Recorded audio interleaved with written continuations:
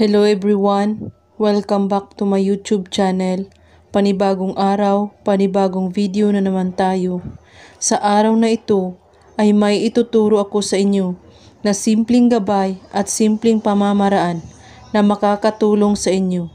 At kung baguhan ka sa channel na ito ay huwag kalimutang mag-subscribe at pindutin ang notification bell para lagi kayong updated sa mga bago kong videos na i-upload.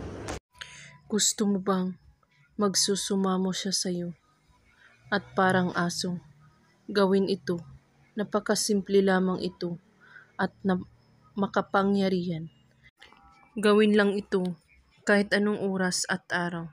Basta't buwang inyong paniniwala sa paggawa at walang ibang iniisip at pagdududa. Una, kumuha kayo ng pantali, papel, panulat. Isulat mo sa papel ang pangalan niya.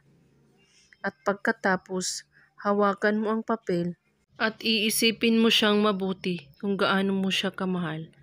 At pagkatapos, halikan mo ang papel ng 3 beses at itupi mo rin ito ng 3 beses at talian mo ito ng pantali.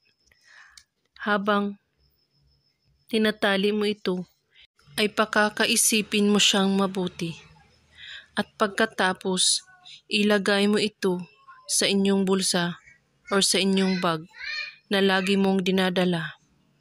Kailangan walang makakakita sa iyo o makakaalam sa iyong ginagawa para tatalab agad.